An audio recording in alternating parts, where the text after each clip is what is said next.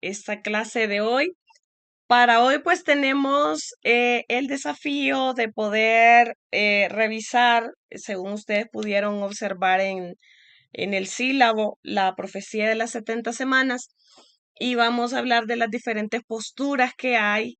em, y pues aquí es donde viene la parte del criterio de cada uno de nosotros, el criterio personal pues de toda la gama de teorías que hay, de posturas, con cuál cada uno de nosotros se queda, dependiendo de cuál sea también nuestra denominación. Para quienes somos Iglesia de Dios, ya les voy a comentar cuál es la nuestra, y para quienes no son de la Iglesia de Dios, pues yo espero que puedan identificar cuál es la postura doctrinal de cada una de sus congregaciones, porque esta parte es súper importante. Yo no pretendo que ustedes puedan aceptar algo que tal vez yo le vaya a decir, esto es lo correcto o esto es lo que yo creo. Al final, en este punto, como es tan diversa el abanico de teorías y de posturas, aquí sí toca el criterio personal de cada uno y es completamente respetable. Y pues dentro de las teorías que vamos a ver hoy, pues no hay ninguna que sea una postura diabólica, podría decir yo, una postura que no sea bíblica. Son posturas que pueden ser coherentes con la palabra, así que no habría ningún problema si alguno de ustedes dice yo creo en esta o en esta, que ya la vamos a revisar. Así que, hermano Aaron, por favor, ayúdenos dirigiendo la oración para iniciar, por favor. Amén. Pues, Padre eterno, te damos, gracias por este nuevo momento, nos regalas. Gracias por este nuevo estudio. Vamos a llevar, Señor, a través de tu palabra. Ese Señor, a doctora Cintia, Señor, que pueda dar esa sabiduría, Señor, y a nosotros preparar nuestros oídos, nuestro corazón, nuestra mente, Señor, para llevar como tú quieres, Señor, este estudio. Bendice mis hermanos, cúbrelos, Señor, llénalos hoy también. Bendícelos y acompáñanos, Señor, en este nuevo estudio, Señor. En el nombre poderoso de Jesús te damos gracias. Amén. Amén. Amén, muchas gracias. Esperando que mi garganta me rinda para poder tener toda la clase. Por eso he estado calladita todo el día para poder estar con ustedes hoy. Tuve que hacer el esfuerzo de estar callada todo el día para que me rinda la voz. Bueno, les comparto. Este es el corazón prácticamente de la escatología bíblica. Cuando hablamos de la profecía de las 70 semanas, estamos hablando de una parte fundamental en el estudio de esta teología, eh, de esta clase, porque pues se vuelve como la columna vertebral de todo lo que nosotros estudiamos, porque es como la guía. Nosotros podemos ver en la profecía de las 70 semanas la guía que nos va a dirigir para que podamos entender y graficar de alguna manera el rompecabezas que yo les comentaba la semana pasada, ¿no? Es como lo que nos permite tener una visión un poco más clara de dónde ubicamos cada uno de los eventos, porque pues lastimosamente, como yo les decía la semana pasada, la Biblia no nos dice primero va esto y luego va esto otro. La Biblia no nos dice, sino que por una cuestión de, de lógica, eh, de poder interpretar correctamente la cronología, nosotros vamos a tener como esta idea, pero para poder comprenderlo mejor, yo quiero que vayamos a la palabra. Así que vamos a leer lo que dice el libro de Daniel, capítulo 9 verso 20 al 27, para que entendamos de dónde nosotros sacamos la famosísima y bendita profecía de las 70 semanas de Daniel, porque se vuelve algo pues como les mencionaba, súper importante en la escatología bíblica. Daniel capítulo 9, verso 20 al 27. Por favor, ¿alguien me puede ayudarle a leerlo? Daniel 9 del 20 al 27.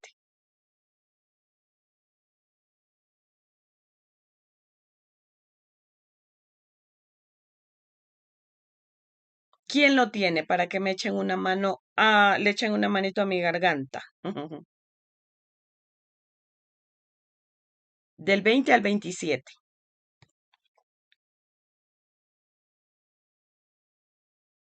Por favor, ¿quién lo tiene para Amén, que me ayude? pastora. Yo, Vanessa. Soy Gracias, Vane. Daniel 9 del 20 al 27, ¿verdad? Sí, Ok. En el nombre del Padre, Hijo y Espíritu Santo. Profecía de las 70 semanas. Aún estaba hablando, llorando y confesando mi pecado y el pecado de mi pueblo, Israel, y derramaba mi ruego delante de Jehová, mi Dios, por el monte santo de Dios. Aún estaba hablando en oración cuando el varón Gabriel, a quien había visto en la visión al principio, volando con presteza, vino a mí como a la hora del sacrificio de la tarde y me hizo entender y habló conmigo diciendo, Daniel, ahora has salido para darte sabiduría y entendimiento. Al principio de tus ruegos fue dada la orden y yo he venido para enseñártela porque tú eres muy amado. Entiende pues la orden y entiende la visión.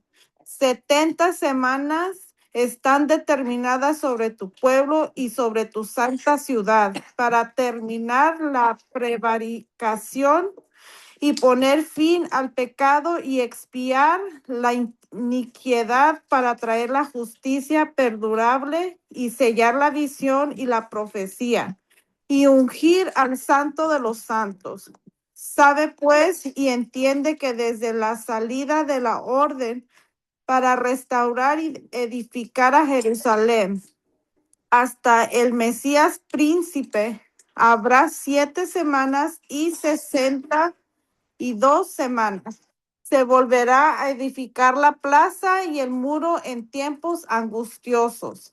Y después de las 72 semanas se quitará la vida al Mesías, mas no por sí, y el pueblo de un príncipe que ha de venir destruirá la ciudad y el santuario, y su fin será con inundación, y hasta el fin de la guerra durarán las devastaciones. Y por otra semana confirmará el pacto con muchos. A la mitad de la semana haré cesar el sacrificio y la ofrenda. Después, con la muchedumbre de las abominaciones, vendrá el desolador hasta que venga la consumación y lo que está determinado se derramará sobre el desolador. Amén, pastora. ok. Gracias, Van. Esta es el texto base de donde se extrae la profecía de las 70 semanas de Daniel. Y yo sé que pueden haber muchos términos un tanto extraños, quizás si lo leemos en una versión un poco más sencilla, podemos entenderlo y después de esta clase, yo espero que podamos tener un poquito más de claridad. Y si después de esta clase y después de leerlo en una versión más sencilla, usted me dice, pastora, todavía no entiendo nada.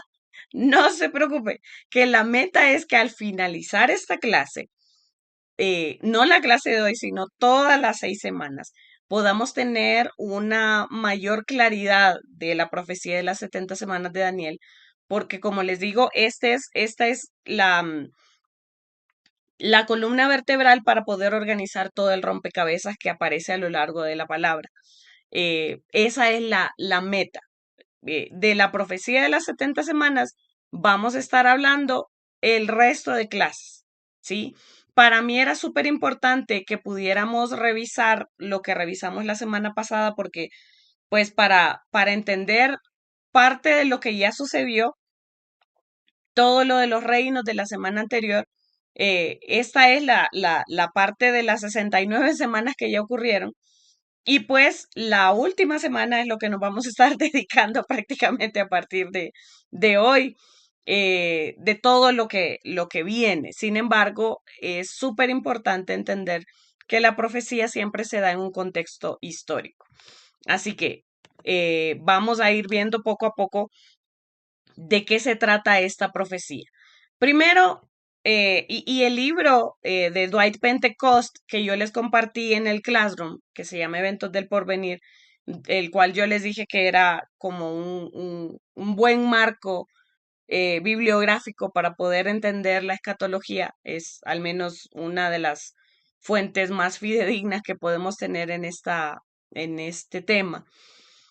Dwight Pentecost dice, debemos emplear en su interpretación esencialmente los mismos grandes principios que se emplean en la interpretación de otros escritos antiguos. Primero debemos estar seguros de la posición histórica del profeta, luego del alcance y plan de su libro, seguidamente del uso y significado de sus palabras y símbolos, y finalmente debe hacerse una comparación amplia y discriminada de las escrituras paralelas. Es decir, para que nosotros podamos entender la profecía como tal, tenemos que entender quién está diciéndolo, ¿sí? ¿Quién es el profeta que está dando la profecía? Y para este caso es Daniel. Tenemos que entender también el alcance de su libro. Como ya vimos la semana pasada, el libro de Daniel tiene una estructura que tiene mucho sentido porque todo el diagrama del profeta Daniel eh, es, es, es muy lógico todo lo que se va dando y tiene sentido una cosa con la otra. Entonces, el libro es también sumamente confiable, tanto como el profeta. Y también tenemos que entender el uso y el significado de las palabras y de los símbolos que se usan en esta profecía. Y pues por eso revisamos lo que revisamos la semana pasada, porque nos damos cuenta que es confiable porque una gran parte de lo que el libro de Daniel menciona en la parte escatológica ya se cumplió. Por lo tanto, es muy confiable. Ver los símbolos como la estatua, las bestias, tiene un sentido para nosotros hoy en día. Quizá para Daniel en aquella época no tenía ningún sentido, ni él entendía. Sin embargo, a lo largo del tiempo, vamos confirmando que la profecía y el profeta son confiables. Por lo tanto, es algo que nos hace sentir tranquilos a la hora de estudiar esta profecía. Hoy en día, como cristianos, lastimosamente tenemos muchos vacíos en esta parte de la profecía, pues porque han surgido charlatanes, han surgido personas que se dicen ser profetas y lo que quieren tal vez es ganar fama o enriquecerse a costa de la fe de las personas. Pero yo creo que en algún momento de nuestra vida, eh, y yo espero que así sea, que todos nosotros en algún momento hemos tenido contacto con un verdadero profeta de Dios, porque el don de profecía sigue vigente. Quizás no en la magnitud como en los profetas del Antiguo Testamento, porque tenían una función diferente, pero en algún momento de nuestra vida, yo creo que todos hemos tenido algún contacto o una experiencia con un hombre o una mujer de Dios que realmente es usado en este aspecto. Entonces nos hace sentir tranquilos al saber que el profeta y la profecía dada son confiables, porque es un tema bien complejo. La escatología bíblica es un tema bien complicado, no solamente por los símbolos y las interpretaciones que hay, sino también porque pues se pone en riesgo nuestro futuro y lo que creemos, ¿no? De lo que va a suceder. Entonces, porque es tan subjetivo, porque una persona puede decir, no, para mí, el anticristo es tal persona, como lo que me sucedió a mí en algún momento, que llegó a Honduras, recuerdo, eso fue antes de que yo saliera de Honduras, fue como en el año 2007 me acuerdo más o menos, ya bastante tiempo, hace casi 20 años ya. Y llegó a Honduras una persona que era un escatólogo, Entonces yo dije, ah, caramba, un escatólogo. Él había hecho su tesis doctoral en las 7 iglesias del Apocalipsis. Había ido al lugar. Entonces, caramba, uno escucha esas credenciales y uno dice, pues vale la pena oírlo. Y entonces, como es un tema que a mí siempre me ha gustado, llevamos una cantidad de nuestros discípulos y un montón de gente de la iglesia. Llevamos una muy buena cantidad de nuestros discípulos, recuerdo, al evento que había, era una conferencia. Y le dijimos a todo el mundo, vamos, vamos, vamos. Total, que estuvimos en el evento y cuando el hombre empieza a decir, ustedes quieren saber quién es el anticristo, yo les voy a revelar hoy el nombre del anticristo. Yo dije, ah, caramba, nos timaron. Apenas yo escuché que él dijo, yo les voy a decir quién es. Yo dije, ya, no, nos fue mal aquí, porque... Y él empezó a dar características y empezó a dar una interpretación de lo que él creía a lo largo de todos sus estudios y cosas. En pocas palabras, él terminó diciendo que el anticristo iba a ser, a ver, sí, porque mencionó dos nombres. Y entonces él dijo que las características de este hombre es que mide 6 pies con 6 no sé qué y 6 no sé cuánto. En su nombre tiene 6 letras en el nombre, 6 letras en el apellido y 6 letras en el otro apellido. O sea, según él, estaban los 3 6 por todos lados. Y en aquella época yo no tenía el conocimiento, tal vez que tengo ahora, en donde ya vamos a verlo en su momento cuando hablemos de la marca de la bestia, del papiro 115 y todo lo que se descubrió, que el número, como yo les mencioné en algún momento, no era el 666. Entonces todos estábamos así como deslumbrados, ¿no? De lo que él estaba diciendo. Y entonces al final dijo, este es un hombre a quienes todas las mujeres que están en este lugar aman. Y yo dije, ah, caramba. Y entonces total, pone la foto. Y en ese tiempo era el príncipe Felipe de España. Entonces, todas las mujeres en ese momento, ¡ah! Como que se les había roto el corazón. Pero él empezó a decir un montón de cosas que yo dije, no, su credibilidad se vino al piso. En ese tiempo también dijo que el falso profeta iba a ser Tony Blair. O sea, un montón de barbaridades y dijo que Cristo iba a venir en el 2008 porque después de cada 50 años o 40, no recuerdo, Israel tenía cambios políticos importantes que se iban a cumplir 40 o 50 años, no recuerdo, en ese momento, en el 2008, que Cristo venía en el 2008.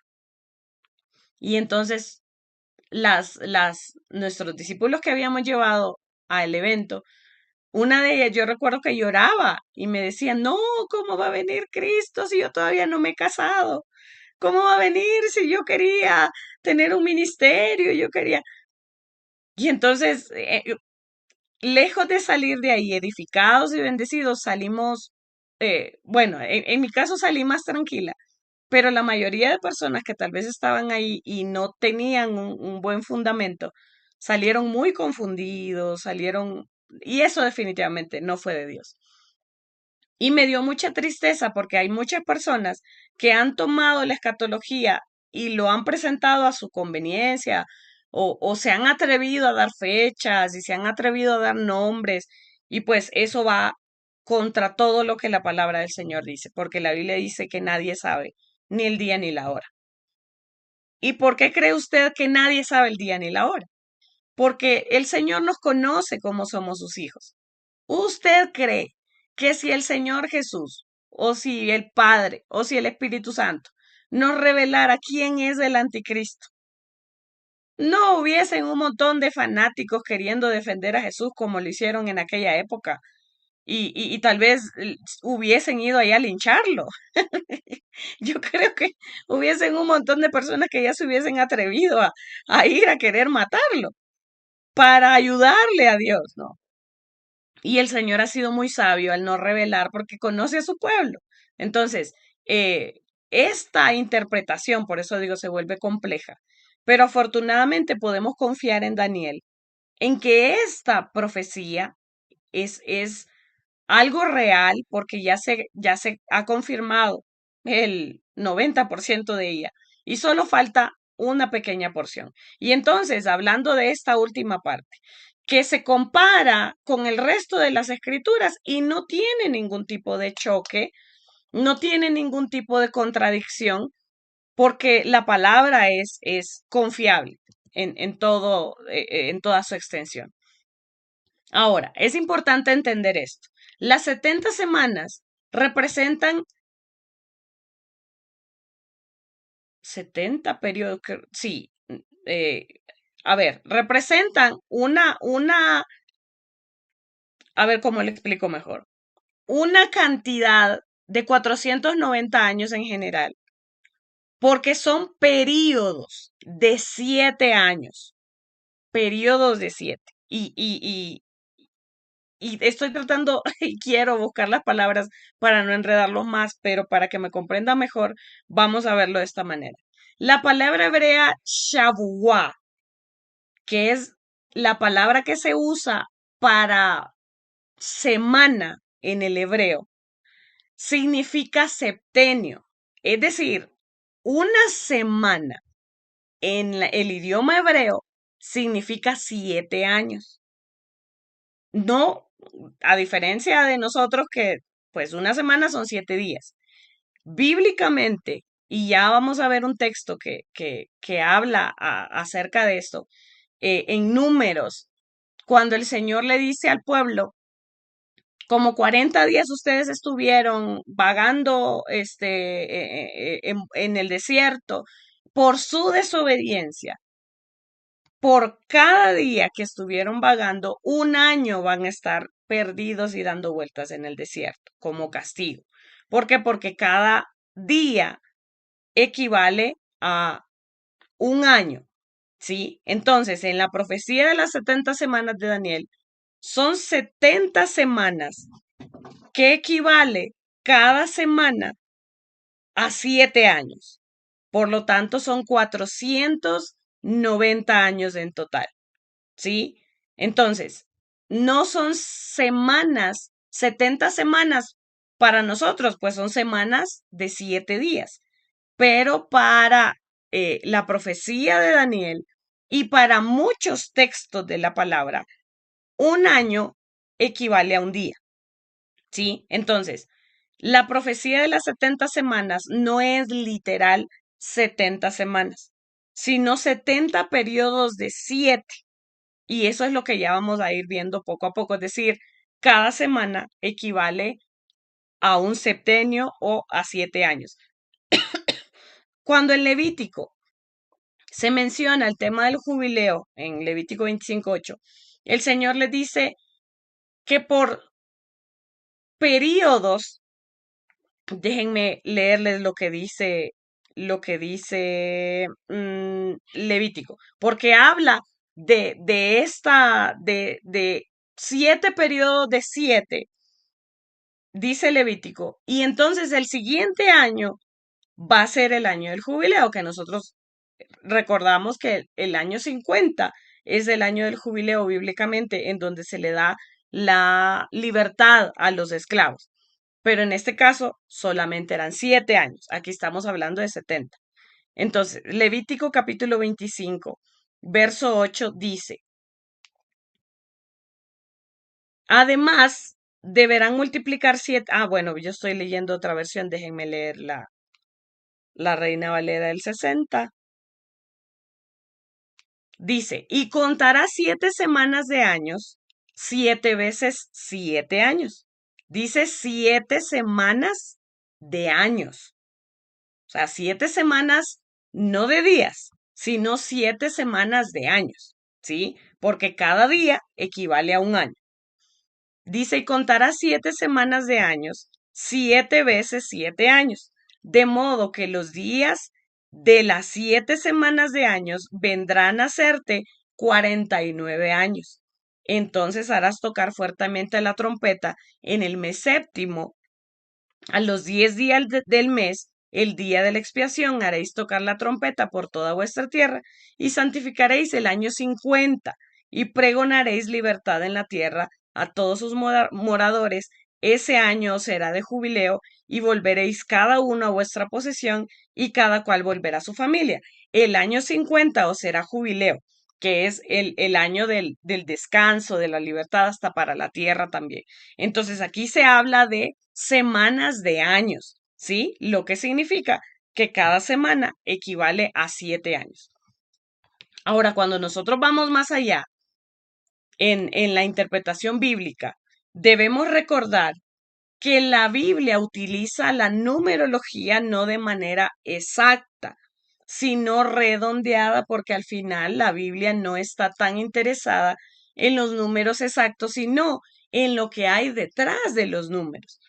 La numerología bíblica, o lo que se conoce como gematría, eh, no tiene el interés tanto como nosotros hoy en día, ¿no? Que se dice, fueron 400 años de esclavitud, pero nosotros encontramos que hay textos que dicen que fueron 430 años. Entonces, para nosotros no tiene sentido. ¿Fueron 400 o fueron 430? Pero la Biblia, a la Biblia no le interesa darnos un dato exacto, sino lo que significa, porque para la cultura hebrea, cada número tiene una interpretación. Entonces, eso es lo que les quiero compartir con este cuadro. ¿Cuál es la idea? En el número 7 en la numerología bíblica significa perfección, la totalidad divina y el sábado que es el día de descanso, porque eh, pues en nuestro calendario, recordemos lo que yo les decía, que nosotros tenemos una influencia helénica en donde tenemos un calendario griego y no un calendario hebreo donde se cambió todo por completo. El séptimo día de la semana para los hebreos es el sábado, no el domingo, como es para nosotros hoy en día. Entonces, si el séptimo día el Señor descansó, el 7 significa esa perfección. Todo lo que Dios hizo fue bueno y descansó el Señor. El 7, cada vez que nosotros veamos el número 7 en la Biblia, el mensaje que nos está dando el 7 es de perfección, ¿sí? Y por eso es que cuando el Señor le dice a Pedro, cuando Pedro más bien le pregunta a Jesús, ¿cuántas veces debo perdonar a mi hermano? 7. Y el Señor le dice hasta, ¿y por qué? Y justo por lo que dice más adelante. No se trata del número como tal, sino de la perfección de toda la obra que Dios quiere hacer. Entonces, el número 10, que aquí vamos viendo los múltiplos, ¿no? Cómo se va sumando la cantidad de años, tiene que ver con la responsabilidad humana y el orden. Si en medio de la ley que el Señor le dio al ser humano, la que Dios dio en el Sinaí, fueron 10 mandamientos. No significa que nosotros, si no cumplimos los 10, nos vamos al infierno. El 10 lo que significa es que tenemos que ser responsables y que hay un orden de parte de Dios para los mandamientos. De hecho, bíblicamente, los 10 mandamientos no son los únicos mandamientos. Para el pueblo hebreo hay 613 mandamientos que ellos tienen que cumplir. Imagínense que nosotros hoy en día ni llegar a la hora podemos. El culto, dicen, empieza a las 9 y nosotros llegamos a las 9:10. Imagínense si tuviéramos que cumplir los 10 mandamientos a cabalidad. Es imposible. No se trata de cumplir a cabalidad el número de los mandamientos, sino que lo que hay detrás es la responsabilidad que el ser humano tiene de guardar el orden de Dios. ¿Sí? Eso es lo que representa el número 10. Ahora, 70, 7 veces 10 o 10 veces 7 representa un ciclo completo de juicio o de restauración, dependiendo de cuál sea la actitud del ser humano en ese cumplimiento de su responsabilidad y del orden. Es que Dios cumple ese ciclo en nuestras vidas, como en el caso de los 70 años de exilio. Algunos dicen que fueron 72 años. Bueno, está bien, pero esos 2 años bíblicamente no importan, porque lo que importa es el mensaje que hay detrás. Se dice que también los ancianos que se reunieron para traducir la Septuaginta fueron 72 también. Pero ¿qué es lo que hay detrás? Un ciclo completo de restauración o un ciclo completo de juicio. Eso es lo que significa la interpretación. Ahora, nosotros tenemos 70 periodos de 7, que es 490. Este número lo que significa es la perfección de la perfección. Representa la medida máxima de la paciencia de Dios y el límite del tiempo otorgado para expiar el pecado. Es decir, que ese ciclo completo de juicio y de restauración se potencia para que sea algo completísimamente completo, me doy a entender. Algo que se terminó de ser perfecto. Entonces, la profecía de las 70 semanas de Daniel no tiene que ver tanto con el número como tal de los años exactos, porque pueden haber unos días más, unos días menos, unos meses más, unos meses menos. Lo que hay detrás de la profecía, la interpretación de la profecía, es este ciclo que es perfectamente perfecto delante de Dios. ¿Por qué? Porque la numerología bíblica es sumamente importante a la hora de interpretar la profecía. No podemos nosotros interpretar una profecía bíblica sin entender el contexto cultural en el que se escribió la profecía. Entonces, cuando entendemos esto, tenemos que ver algo que se le ha denominado el reloj profético de Dios. Y el reloj profético de Dios es Jerusalén. Si bien es cierto, nosotros no somos judíos mesiánicos, lo que significa que yo no es que me voy a hacer judía para vivir lo que el pueblo de Dios vive o para ser parte del pueblo de Dios. No, yo soy parte del pueblo de Dios por el sacrificio de Cristo.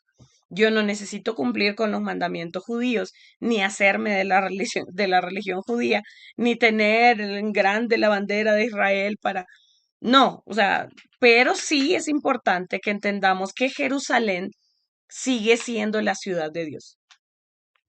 Aunque no nos parezca, aunque digamos no es que mi ciudad es más importante o más bonita, al final Jerusalén siempre va a ser el reloj profético de Dios. Todo lo que surge a nivel profético, los datos importantes de la profecía, siempre Jerusalén va a estar vinculada. Por lo tanto, yo no estoy de acuerdo con los cristianos que están orando para que Israel gane la guerra. Ese no es el punto.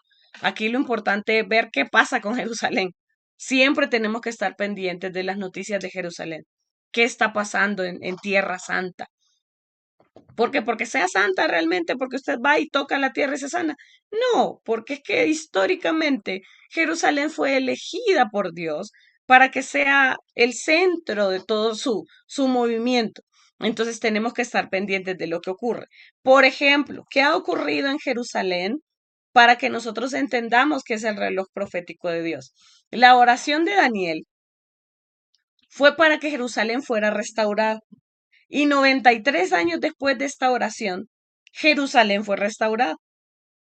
Entonces, es súper importante que lo veamos. Es más, desde la historia, cuando nosotros estudiamos un poco de geografía y vemos el inicio de Jerusalén, Jerusalén fue llamada la casa de David. ¿Por qué? Porque David conquistó Jerusalén con el propósito de entregársela a Dios. Y ustedes recordarán la historia en Samuel, en segundo libro de Samuel, cuando Arauna, él es el que le da la parte de donde se iba a construir el templo más adelante a David. Pero era una ciudad, Jerusalén era una ciudad de jebuseos. Y cuando David quería conquistar Jerusalén, los jebuseos decían, no, pues si quieren venir e invadir Jerusalén, hasta los ciegos y los cojos van a salir a defender Jerusalén.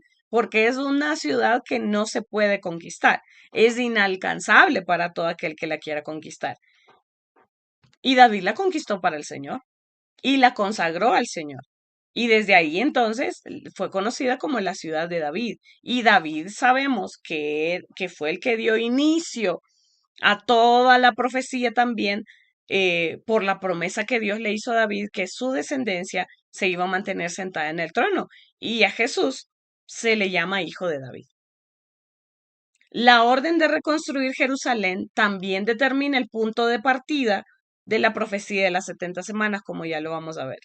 Ciro, rey de Persia, como yo les había mencionado, ordena en algún momento que el templo sea reconstruido en el año 539 antes de Cristo y la reconstrucción finaliza en el año 516 y el libro de Esdras nos lo dice. Todo el, desde la destrucción de Jerusalén inicia los 70 años de cautiverio en Babilonia.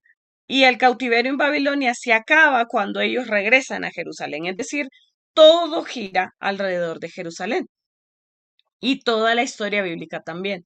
Artajerjes, bueno, a partir de aquí, Artajerjes le da al sacerdote Esdras una carta en donde le está dando permiso para que vayan y puedan rendir adoración en el templo en el año 458. Por eso es que esta dinastía de los persas es muy considerada bíblicamente por Dios, porque hicieron cosas buenas por el pueblo judío. Luego, el templo estaba construido, porque recordemos que este era el templo de Zorobabel, que es reconstruido, pero solamente el templo y no era el templo majestuoso de Salomón, sino un templo que quedaba muy lejos de lo que había sido el templo de Salomón, pero no habían muros en la ciudad. Es decir, que esa ciudad que había sido en algún momento conocida como impenetrable, recordemos que los muros de una ciudad eran la, la gloria de una ciudad, era lo que le brindaba seguridad, era de lo que ellos se podían enorgullecer. Y pues Jerusalén era sumamente conocida por estas murallas, porque era impenetrable. Pero cuando los babilonios vienen y destruyen, dejan a la ciudad completamente expuesta para que cualquiera que llegara pudiera tomarla o destruirla y hacer con ella lo que quisieran. Entonces, también bajo los persas inicia la reconstrucción de los muros en el año 444 cuando ya se acaba de construir. Entonces, tenemos aquí, nos ubicamos en la línea de tiempo. La cautividad babilónica termina y después de estos 70 años de cautiverio, se da por los persas el decreto para reedificar Jerusalén. Esto es lo que da inicio a la profecía de las 70 semanas. Es decir, se acaban los 70 años de cautiverio y aquí arranca la profecía. El decreto de reedificar Jerusalén. A partir de aquí inician los primeros 49 años o inician las primeras 7 semanas. Las primeras 7 semanas terminan cuando Jerusalén está reedificada ya. Tanto el templo como las murallas de Jerusalén están reconstruidas. Por eso insisto, Jerusalén sigue siendo el reloj profético de Dios. Y lo que yo les mencionaba, cuando nosotros sabremos que Cristo ya va a volver, cuando Jerusalén de nuevo esté tomada en cuenta en muchos aspectos, tanto políticos como religiosos, como lo estaba haciendo en este momento. Ya nosotros entendemos que el pueblo de Israel volvió a ser una nación desde hace algunos años atrás. Y Jerusalén vuelve a ser como parte importante, ¿no? de la nación y es por eso que se siguen peleando hoy en día allá en Medio Oriente. Entonces, desde Jerusalén reedificada, inicia entonces el resto de las 62 semanas, que son 434 años, los famosos 400 años de silencio, o el PI o el periodo intertestamentario, o todos los nombres que puede tener este periodo de tiempo. Pero nosotros vemos que hay historia en Jerusalén también. Si ustedes recuerdan en la clase anterior, yo les comentaba todo lo que hubo en la revolución, con la revolución de los macabeos, giró alrededor de Jerusalén también. Todo gira alrededor de Jerusalén. Entonces, desde que inicia estas 62 semanas con la Jerusalén reedificada hasta la muerte del Mesías, según lo que dice Daniel, aquí entonces se cierran las 62 semanas y hasta aquí serían 7 más 62, 69 semanas. Lo que le da paso a la última semana, que mencionamos la semana pasada, que nosotros estamos en un paréntesis entre la semana 69 y la semana 70.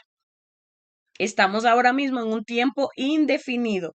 No sabemos cuánto tiempo va a tomar.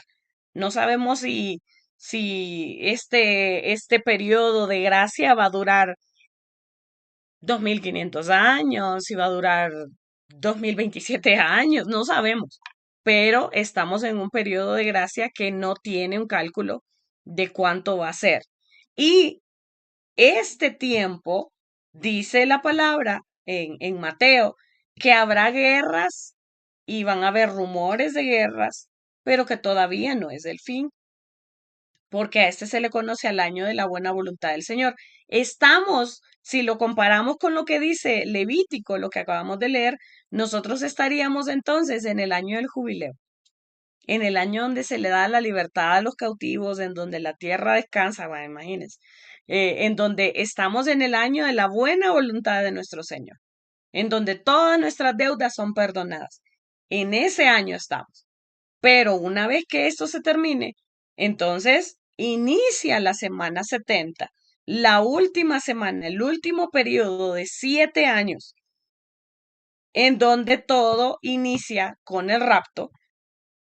Y entonces, a partir de aquí se da lo que dice el versículo 27 del capítulo 9, cuando el anticristo firma un pacto con Israel que da inicio al periodo de tribulación. Lo que significa que el anticristo va a aparecer desde antes del rapto, ¿sí? Ahora vaya, vamos a ver las posturas para que usted pueda decir, bueno, yo creo que el rapto va a ser en este momento o en este otro momento.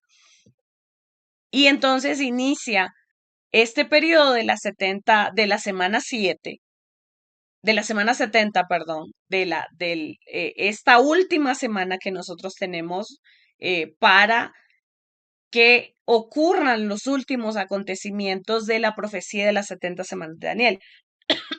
Aunque el fin no viene directamente al terminar la semana 70, sino aún después de que se cumpla la semana 70 van a haber otros asuntos que se van a dar y que también vamos a estudiar más adelante. Ahora, es súper importante no confundir el rapto con la segunda venida de Cristo, ¿sí? Porque son dos cosas y dos eventos que no necesariamente tienen que ir de la mano. Hay algunas teorías que dicen que sí es la misma cosa, pero ya lo vamos a ver ahorita más adelantito. Y entonces, eh, bueno, pero el pacto de Israel, esto debería estar a mitad de la semana 70, porque ya cuando el anticristo rompe el pacto con Israel a la mitad de la tribulación, porque recordemos que está la tribulación y la gran tribulación. La tribulación no es un periodo de relativa paz, en donde el anticristo logró hacer lo impensable. Usted ve que en Medio Oriente siguen los problemas y pues se cree que el anticristo va a ser la figura que va a traer paz a Medio Oriente, que va a hacer que los de la franja de Gaza y los de Israel se amen y se lleven bien bonito. O sea, ahorita parece impensable, ¿no? Ahorita parece loco creer que alguien lo va a lograr. Pues esos escenarios son perfectos para que el anticristo venga y lo haga. Y yo sé, más de alguno de ustedes debe estar pensando, entonces el anticristo debe ser Trump. Pues no creo, porque una de las características del anticristo es que todo el mundo lo tiene que amar. Y a Trump Lastimosamente no. Allá vemos muchos que no nos cae bien. Entonces, el anticristo tiene que ser alguien así como Messi, digamos. Que todo el mundo le caiga bien y que todo el mundo diga, ay, sí, lo que él diga, lo vamos a hacer y lo vamos a seguir. Eh, Tiene que ser alguien a quien todo el mundo ame. Entonces, por eso es que este escatólogo de hace años que yo les mencionaba decía que podía ser el príncipe Felipe en aquella época, porque el príncipe Felipe tenía la costumbre de ir a todas las tomas de posesión de Latinoamérica. Usted veía que iba a tomar posesión el presidente de Honduras y allá andaba el príncipe Felipe. El de Guatemala, allá llegaba el príncipe Felipe. O sea, ¿en qué andaba? Yo no sé, pero él tenía esa costumbre. Ahora es el rey Felipe, ¿no? Pero hay algunas características que según la Biblia nos menciona que pues lastimosamente el rey Felipe no, no tendría estas cualidades, por decirlo así. Ahora, revisemos un poco las diferentes teorías que hay. Aquí es donde yo quiero que usted pueda echarle un vistazo a las diferentes posturas. Yo no le voy a decir, yo creo que la postura más correcta es esta. Yo le puedo decir en cuál creemos como Iglesia de Dios, pero hay cosas de la Iglesia de Dios que creemos en ellas, pero yo no creo que sean las más correctas. No necesariamente por eso uno tiene que estar de acuerdo. Pero con la postura que a usted le haga sentido para su vida cristiana y para lo que usted sabe de la palabra, usted me dice, bueno, y pues yo me quedo con esta, ¿sí? Para eso son teorías. Y por eso es que esta asignatura no a mucha gente le gusta porque como hay muchas teorías, muchas posturas, a veces tiende a confundir. Así que, en cuanto al tema de la segunda venida, ¿cuándo? Yo sé que cuando se habla de la segunda venida de Cristo, la pregunta que más surge es ¿cuándo va a ser? ¿Cuándo? ¿Cuándo va a venir? Y pues ahí es donde se dan muchas posturas. Vamos a adelantar un poco y vamos a hablar acerca del milenio, porque es súper importante hablar del milenio para poder ubicar cuándo va a venir Jesús, no en cuanto a fecha, sino en qué momento de toda esta línea de tiempo ubicamos la segunda venida de Cristo, que no necesariamente va de la mano con el rapto, pero va a depender de la postura que usted tome. Hay tres sistemas principales de pensamiento que procuran explicar el plan del procedimiento divino para el futuro. Cada uno de ellos ofrece una visión distinta de lo que sucederá cuando Cristo regrese a la tierra. La razón por la que hay tres posturas es por la manera tan distinta de interpretar la Biblia. Y como yo les decía, cada uno puede pensar, yo conozco este, a cristianos que tienen posturas diferentes a la mía. Y está bien, o sea, eso no nos hace enemigos, solamente tenemos un criterio diferente. Vamos a revisarlas. Entonces, en cuanto tenemos que empezar hablando del milenio, porque dependiendo de con cuál usted se quede, usted va a creer lo demás. Entonces, dentro de estas posturas del milenio tenemos el premilenarismo, tenemos el amilenarismo y tenemos el posmilenarismo. ¿De qué se tratan cada una de ellas?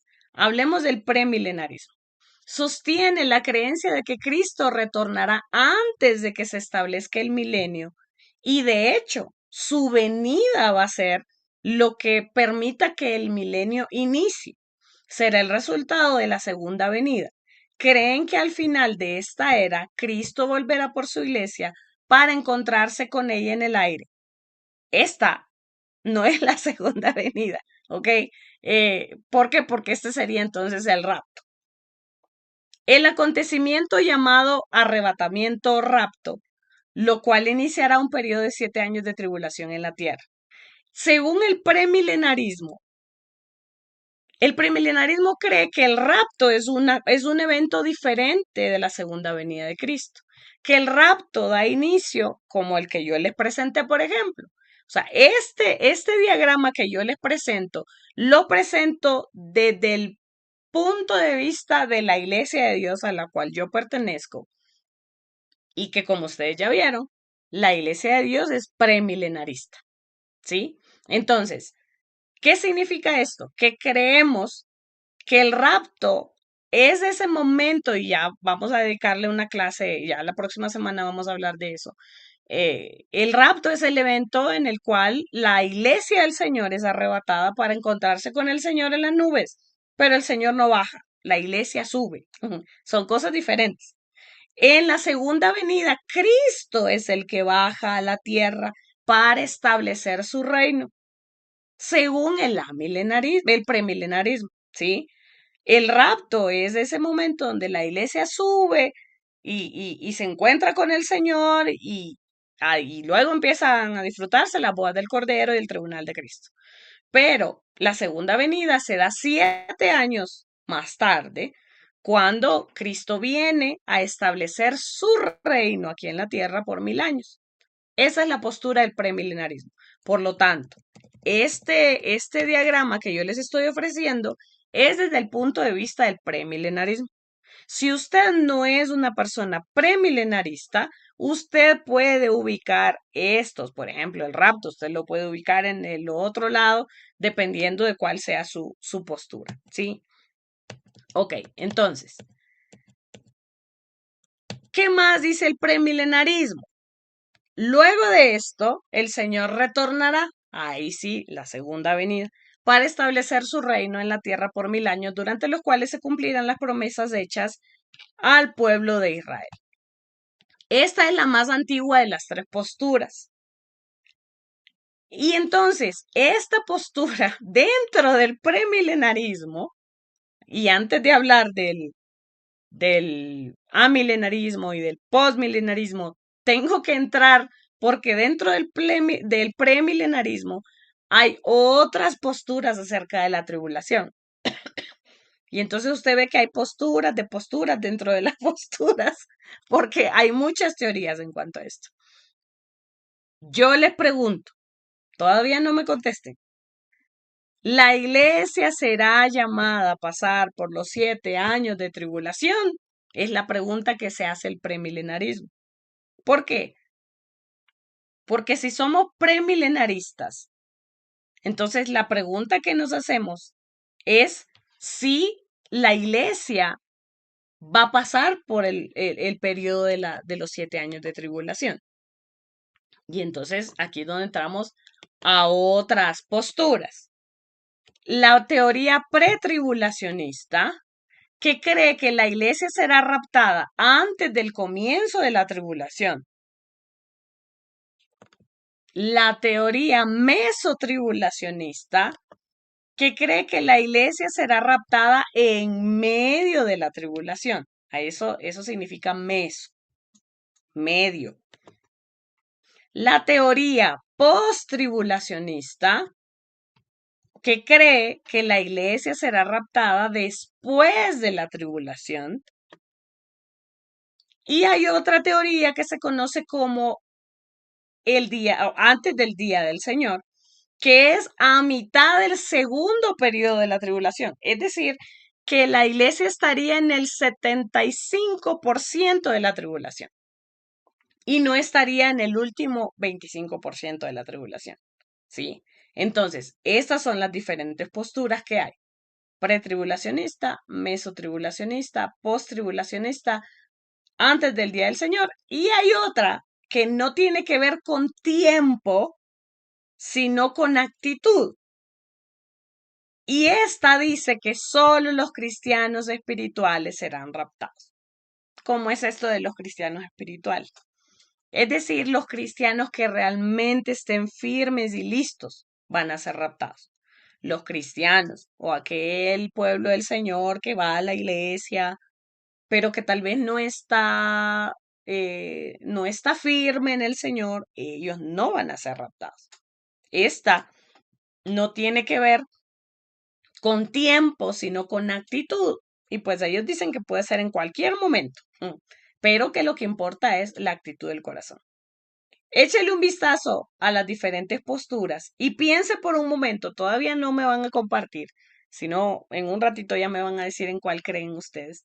Eh, pero piense, échele un, un vistazo y piense por un momento con cuál de ellas tal vez usted se siente más cómodo, más cómoda en cuanto a su creencia.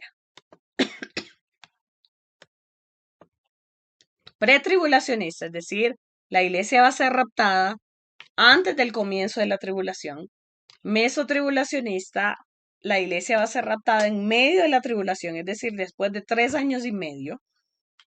La post-tribulacionista, la iglesia va a ser raptada después de 7 años de tribulación, antes del día del Señor, a mitad del segundo periodo de la tribulación, es decir, a mitad de la gran tribulación, y el rapto parcial, en donde no necesariamente importa el momento, sino la actitud del corazón, que solo los cristianos espirituales van a ser eh, levantados, ¿no? Ahora, el traslado parcial. En cuanto a esto, se discute que no todos los creyentes serán tomados en la traslación de la iglesia, sino solo aquellos que están velando y esperando este evento, como la parábola de las 10 vírgenes, que han alcanzado cierto grado de espiritualidad que los hace dignos de ser incluidos. Ahora, cuando nosotros vamos más allá, ya vimos el premilenarismo. Vamos ahora a hablar del amilenarismo. El prefijo a significa no o sin también. Es el punto de vista que no cree en un futuro reino literal de Cristo en la tierra por 1000 años. Y no que no crean en la existencia del milenio, sino que no lo conciben de una manera, sino que lo conciben de manera diferente al resto. No como algo futuro, sino como algo actual. No acepta la existencia de un reino terrenal futuro con Cristo gobernando. Sostienen que la iglesia es el reino de Cristo en la tierra. Es decir, que para los amilenaristas, hoy en día, el periodo de la gracia es el milenio, ¿sí? Que no estamos en el periodo de la era de la iglesia, Este es el tiempo del milenio.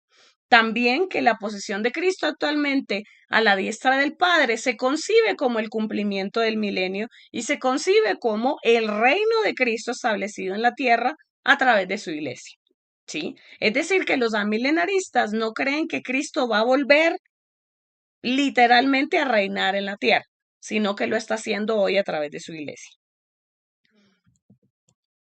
Ok, ¿qué más? Vamos entonces ahora con esta postura, dentro de esta postura ay, ¿qué pasó? Esta postura del amilenarismo,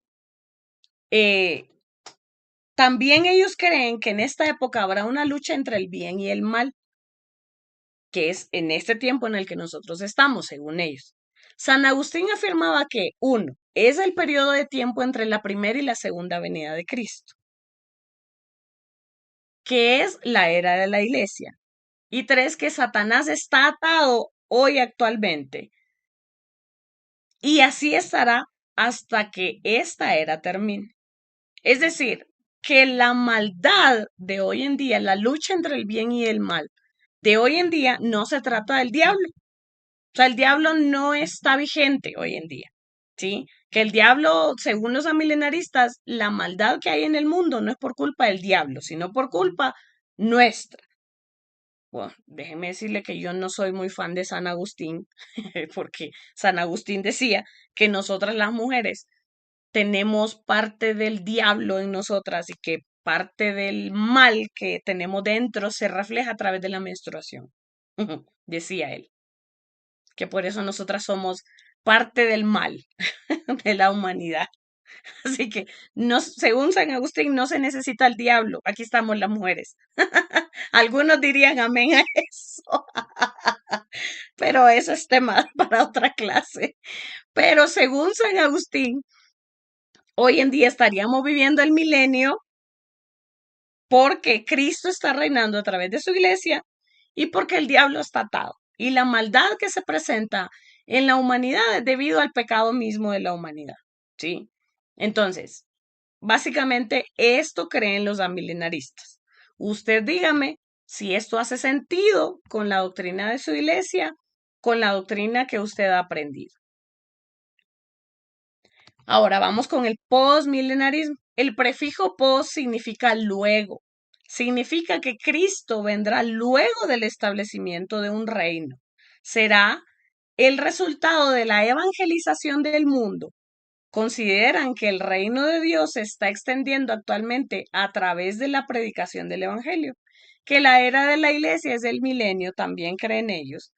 Pero la diferencia es que Cristo vendrá cuando se haya cristianizado toda la sociedad. No hay una tribulación, dicen los postmilenaristas. Ese estado se está cumpliendo actualmente y es un periodo indefinido de tiempo y no 1000 años literales.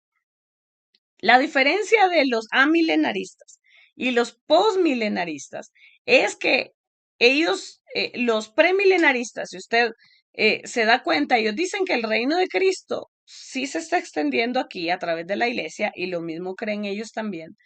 Que la era de la iglesia es el milenio, como creen también los amilenaristas, pero ellos dicen que los amilenaristas dicen que ya Cristo, digamos que ya vino, no tiene que regresar.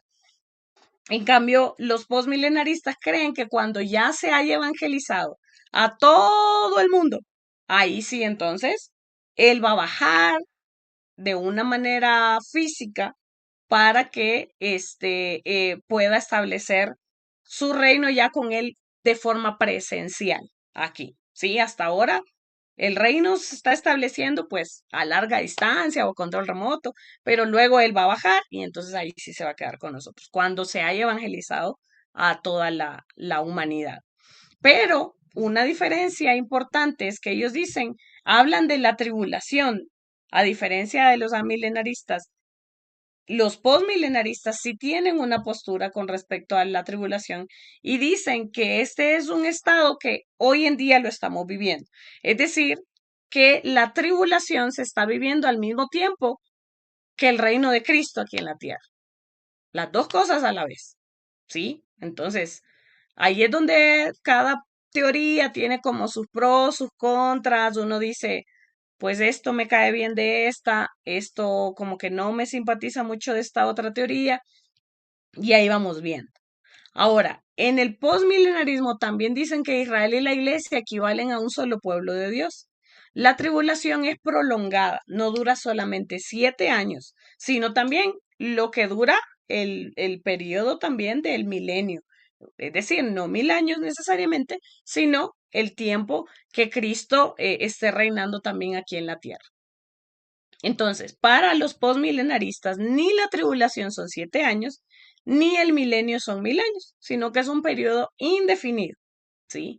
Un periodo indefinido de tiempo. No se sabe. Es decir, ellos tienen como una mentalidad más abierta que lo que estamos viviendo ahora es lo que hay.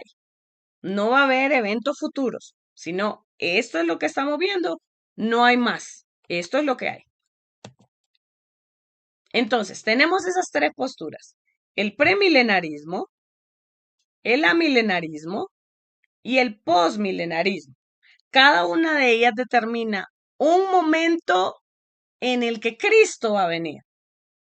¿Por qué? Porque el milenio inicia con la venida de Cristo. El premilenarismo dice que Cristo va a venir antes de que inicie el milenio, es decir, su venida inicia el periodo de 1000 años en donde Él va a gobernar físicamente aquí en la tierra. Y estos 1000 años, pues según lo que dice la Biblia en Apocalipsis, Cristo va a venir y va a reinar junto con nosotros los fieles. Nosotros vamos a ser parte del gobierno de Cristo aquí en la tierra. Eso cree el premilenarismo, que fuimos arrebatados primero en las nubes, vamos a pasar las fiestas de las bodas del Cordero y el tribunal de Cristo con Él en el cielo, pero todo sería bien bonito que nos quedáramos allá, pero no. Cristo vuelve junto con nosotros a la tierra para instaurar un reino diferente aquí en la tierra. ¿Con quiénes? Con todos los que hayan sobrevivido a la tribulación. Eso cree el premilenarismo. El amilenarismo dice que no existe un milenio como tal, que no hay una diferencia, que no existe primera y segunda venida, sino que Cristo vino y desde que Cristo vino instauró su reino aquí en la tierra a través de la iglesia. Y que el diablo está atado actualmente, que la maldad que hay es por el ser humano. Y el postmilenarismo dice que actualmente estamos viviendo en el milenio y que el reino de Cristo está instaurado aquí en la tierra, pero que Cristo sí va a volver, pero después de que todas las naciones hayan sido evangelizadas. ¿Sí? Y que la gran tribulación también se está viviendo al mismo tiempo, que no va a haber más. ¿Sí? Entonces, esas son las posturas. Y dentro del premilenarismo están las diferentes posturas de la tribulación. La primera, que es sería premilenarista, pretribulacionista, que dice que Cristo va a venir antes, no que Cristo, porque es la segunda venida de Cristo, allá donde están la gráfica que les dice de las personitas con Jesús en las nubes, esa es la segunda venida. Que la iglesia va a ser raptada antes de que empiece la tribulación, ¿sí? Es decir, el paréntesis se cierra con el rapto. Esa es la teoría pretribulacionista. La teoría mesotribulacionista es la que dice que vamos a ser raptados a mitad de los 7 años, es decir, a los 3 años y medio. Que la iglesia va a vivir los primeros 3 años y medio de la tribulación, en donde hay una aparente paz. El anticristo va a estar gobernando, pero todo va a estar bien, ¿sí? Como ya lo vamos a ver cuando hablemos de este periodo. Luego, la siguiente, que es la post-tribulacionista, dice que la iglesia va a ser arrebatada después de los 7 años de la tribulación. Es decir, que íbamos subiendo, pero nos encontramos con Cristo y nos regresamos. Íbamos subiendo, pero no subimos demasiado, porque nos regresamos con Jesús para reinar e empezar el milenio. La otra dice que vamos a ser arrebatados a mitad de la gran tribulación. Es decir, que vamos a vivir el 75% de la tribulación, 50% de la tribulación y 25% y 50% de la gran tribulación. Es decir, perdón, sería el 100% de la tribulación y el 50% de la gran tribulación. Y el rapto parcial que dice que puede ser en cualquier momento, pero lo que importa es que usted esté en plena comunión con el Señor, pero que no importa en qué momento sea, sino la actitud que hay en el corazón. A ver, ahora sí, los quiero oír. ¿En qué creen? O después de esto ya no creen en nada. Es otra teoría que me digan después de esto, estoy más perdido que nunca. También tienen derecho. A ver, alguien que nos comparta. ¿Con cuál de las teorías se queda? ¿Cuál le hace sentido? Pastora, yo creo que va a ser después de que todo el mundo haya escuchado del Evangelio de Jesús, ¿no? Que viene siendo ¿qué dijo? Ya con las La pruebas. postmilenarista. Sí, yo pienso. Ya. Perfecto, Vane. ¿Quién más? Atrévanse a decirme qué creen después de esto. Pastora, Sí, dígame, Manolo. bueno, yo estoy pre-lista porque pues, dice la palabra, bueno, es que todas tienen ciertos pasajes, ¿no? Que avalan teorías, pero yo la porque dice que él nos libraría del diablo. Dice en su palabra, es que dice, los muertos de Cristo primero serán arrebatados o los que han quedado. Entonces yo me quedaría con eso. Pero Ok. Premilenarista, pretribulacionista. Ok. Bien, Iglesia de Dios. A ver, ¿quién más? Que me cuente. ¿Con qué se queda? Amén, pastora. Pues yo también me quedo con el milenarista, porque pues es lo que nos enseñan en la iglesia, es lo que predica nuestro pastor, y pues yo me quedo ahí. Ok, muchas gracias. Lo que me interesa es eso también, que les haga sentido a ustedes, ¿no? Según su forma de ver la vida cristiana, y ustedes se dan cuenta, ninguna de ellas no hay ninguna postura que diga que el diablo se va a salir con la suya y el diablo va a estar bien, no, o sea, todas tienen que ver con que Cristo esté gobernando en la tierra, pero son diferentes puntos de vista, diferentes posturas teológicas, doctrinales, que a lo largo de la historia se han venido dando. Como veíamos, la premilenarista es la más antigua, porque pues justo tomando ese texto bíblico, ¿no? Que decía Alemán Aarón, que él va a venir y que la iglesia va a ser arrebatada en las nubes, tomando todo ese rompecabezas, pero también hay otras cosas, como bien dice Vane, que nos hace sentido que Cristo tiene que haber, bueno, que nosotros como iglesia tendríamos que haber hecho un buen trabajo como iglesia al evangelizar y al ganar a las personas, pero tiene que ver con lo que ustedes creen, ¿sí? Con lo que para ustedes tiene sentido.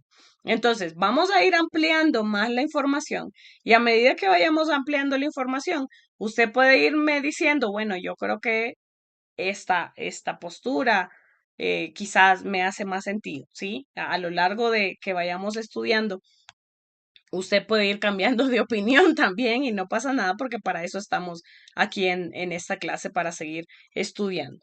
Ok, entonces, cuando vemos este diagrama, yo lo voy a ir cambiando a lo largo de que vamos ampliando la información.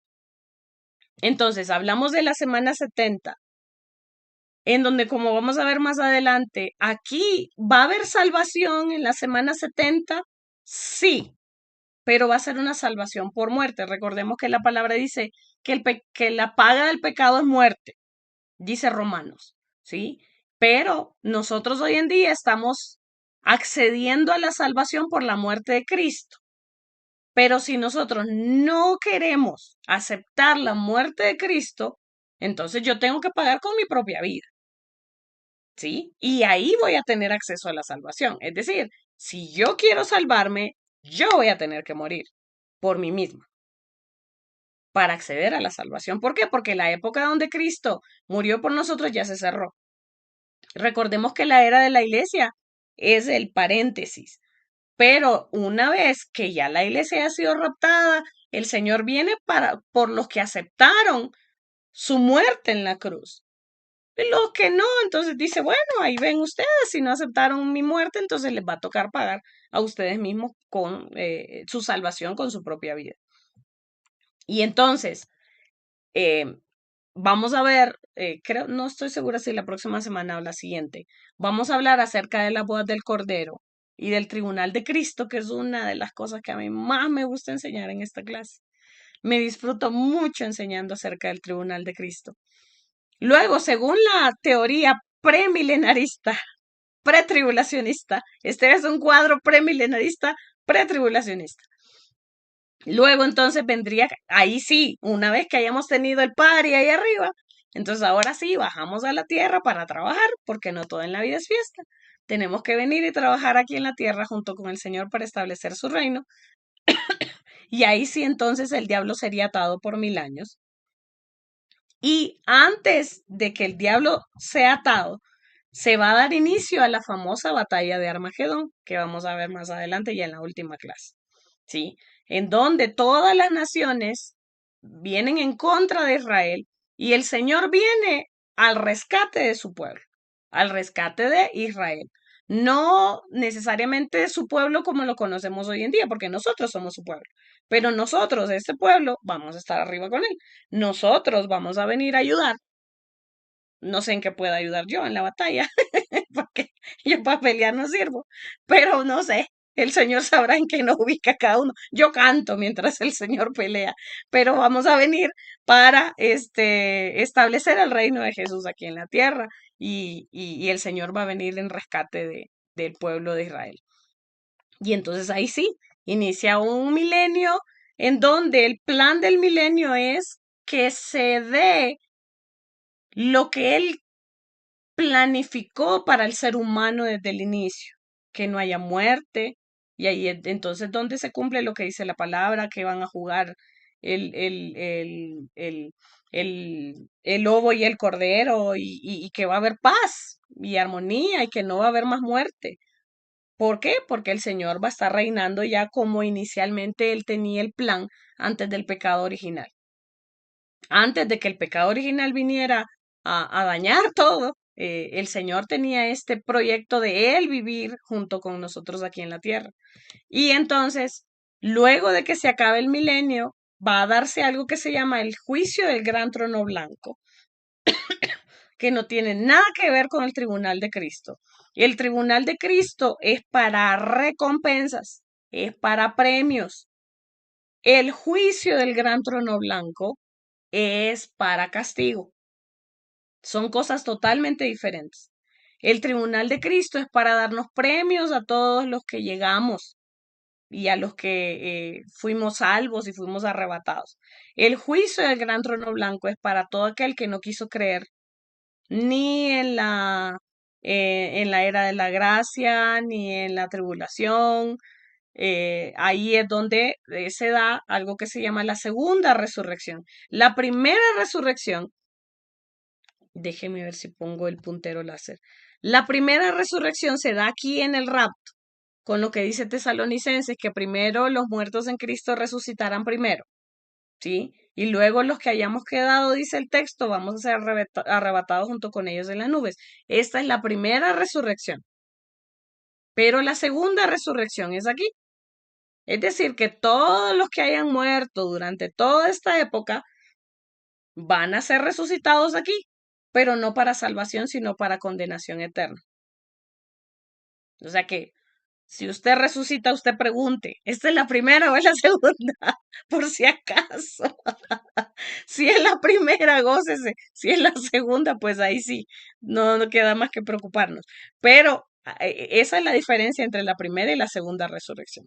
Ok, cuéntenme si tienen alguna duda con respecto a estas posturas y a este diagrama hoy. ¿Alguna pregunta, algún comentario?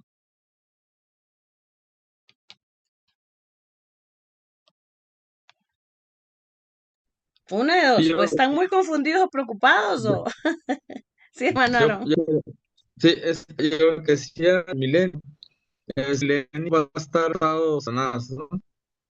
¿Verdad? Perdóneme, su micrófono se me corta un poquito y no le entendí. Porque va a pasar el milenio y va a estar atado Satanás y milenio también. Sí, en el milenio va a estar atado. Entonces Porque uno se pregunta, ¿pero para qué lo vas a desatar, Señor? Déjalo ahí.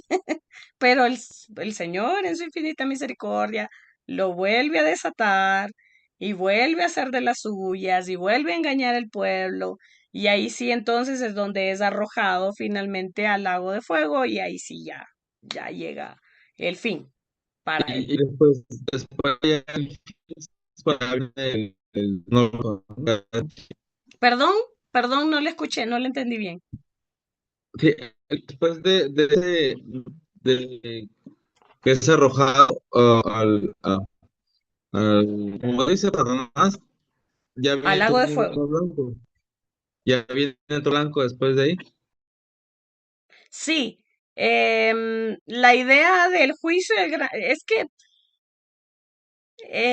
la verdad es que el infierno nunca fue creado para los seres humanos. El Señor nunca tuvo el plan de condenar eternamente al ser humano. El propósito de un infierno fue para condenar al diablo, pero lastimosamente a todos aquellos a los que él logró conquistar, enamorar y se dejaron guiar por él, pues también van a ser condenados en el juicio del gran trono blanco junto con Satanás. Es triste Ok. esta parte, ¿no? Sí, gracias. Y entonces todos los dramas y las obras de teatro que hemos visto del juicio del gran trono blanco, en donde la gente llega y le dice, Señor, pero mira, yo te serví, yo hice esto, y el Señor dice, no, no estás en el libro de la vida, y el Señor lo desecha. Esta obra es del juicio del gran trono blanco, pero no debería ser alguno que diga, sí, tú estás en el libro de la vida, ven y pasa. Eso no va a pasar. Así que en esta obra, esa parte no es real. ¿Por qué? Porque si está en el juicio del gran trono blanco, no es para salvación, es para condenación. Todos los que fueron ya aceptados, por decir de alguna manera, para salvación o resucitaron en el rapto o ya habían muerto antes de Cristo, ¿no? Pero el juicio del gran trono blanco no es para salvación. Entonces, yo sé, presentamos estos dramas y estas obras con el plan de que la gente se arrepienta de su pecado y se salve, pero muy bíblico no es, porque el juicio del gran trono blanco solamente es para condenación. Y es muy triste esta parte. Ok, ¿alguien más que tenga alguna pregunta, algún comentario o alguna duda?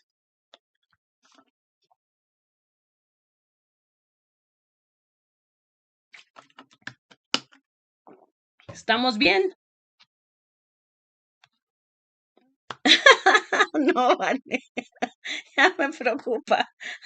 Pero es completamente normal. Si usted me dice, estoy más perdido, estoy confundido, ya les dije cuáles son las posturas también. Que al final de esta clase entendieran algo de la profecía de las 70 semanas. Si no, entonces al final de toda la clase sí puedan tener más esperanza. Pero pues obviamente no es un tema tan sencillo porque implica muchas teorías, muchas formas de ver las cosas. Por eso es que el pastor Martín decía la semana pasada, ¿no? Que esta clase iba a ser un desafío.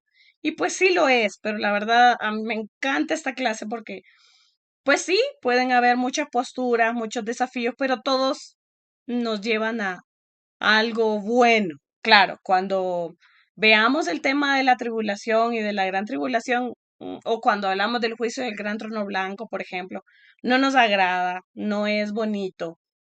Yo le decía una vez a uno de los primeros profesores que tuve de escatología, yo le decía, ay no, pero yo no voy a, yo tanto que uno estudia la tribulación, la gran tribulación y total, y uno ni lo va a ver, le decía yo, no, ni siquiera vamos a estar aquí para verlo. Y me decía, no, pues, pero Cintia si quiere se puede quedar para verlo y no se va al cielo y se queda viéndolo en primera plana. Yo le digo, no, mejor prefiero decirle al Señor que nos ponga una pantalla gigante en el cielo para darnos cuenta de lo que está pasando, pero yo no me quiero quedar para verlo, ¿no? Y yo creo que es una de las mayores pesadillas de los cristianos, quedarse en la tribulación. Entonces, por eso es que vienen estas posturas de la tribulación, de la pretribulación, de la meso y de la, de la post-tribulación. Y pues según la doctrina de la Iglesia de Dios somos pretribulacionistas. Y es lo que yo les estoy planteando aquí, que vamos a ser arrebatados antes de la tribulación. Pero si le damos un poquito de cabeza a las otras teorías, no sería tan malo si nos quedáramos nosotros 3 años y medio en la tribulación para ganar almas, para predicar, pero bíblicamente, esa no va a ser nuestra tarea. Nuestra tarea es, bueno, ahora mismo, la tarea de la iglesia es esta. Según la Biblia, van a estar los 144,000 sellados y los dos testigos, que son otras figuras dentro de la escatología, que son los encargados de predicarle a la gente que se quede en la tribulación y en la gran tribulación. Por lo tanto, la iglesia no tiene un papel tan relevante, por lo tanto, ¿qué nos vamos a quedar haciendo? Entonces, por eso yo creo que va a ser, que la iglesia va a ser arrebatada. pero puedo estar equivocada y puede que sí, estemos nosotros en la mitad, el 75% o en toda, pero no, el quedarnos en toda la tribulación no tiene tanto sentido para mí bíblicamente, porque entonces ¿en dónde ubicamos las bodas del Cordero y el tribunal de Cristo? ¿En qué momento? O sea, ¿dónde? Si ya nos vamos y ahí mismo regresamos y se ve como esta agenda tan apretada que llevamos nosotros hoy en día en nuestro diario vivir, ¿no? Que voy de un lado para otro y el Señor no es así, pues. Entonces, y esta última semana de tribulación y de sufrimiento y de todo lo demás, ¿qué papel juega la iglesia? ¿Qué papel juega? O sea, para mí no tiene tanto sentido, pero respeto mucho las personas que tienen esta postura. Pero a lo largo de la clase vamos a ir viendo cuando hablemos de la boda del Cordero y hablemos del tribunal de Cristo, puede tener más sentido el pensar que esta es como la recompensa por habernos mantenido fieles al Señor. Porque si vamos a sufrir igual que el resto de los impíos, o sea, ya estamos sufriendo con el resto de los impíos. Imagínense quedarnos más tiempo sufriendo con el resto de los impíos, es como que no tiene tanto sentido, ¿no? Pero cada teoría tiene sus pros y sus contras. Así que por hoy, por mi garganta, le vamos a dejar aquí, hasta aquí hoy, porque mi garganta ya no da más. Pero yo les voy a compartir igual este material y la próxima semana vamos a seguir con la parte. Gracias a Dios logramos cubrir la temática que teníamos para hoy. La próxima semana creo que sí ya toca hablar más del rapto, de la boda del Cordero y del Tribunal de Cristo, si no me equivoco, tenemos para la próxima semana. Así que vamos a ir ampliando más todo lo que es la profecía de las 70 semanas. De aquí hasta que se acabe la clase vamos a seguir hablando de eso, quizás regresando a algunos de los puntos que vimos hoy, volviendo allá y vamos a ir y venir en el diagrama porque pues la información va siendo complementaria y en el rompecabezas poco a poco se van a ir aclarando más las ideas. Así que si usted por alguna razón no quedó muy claro hoy, no se preocupe que vamos a ir aclarando a lo largo de la clase, ¿sí?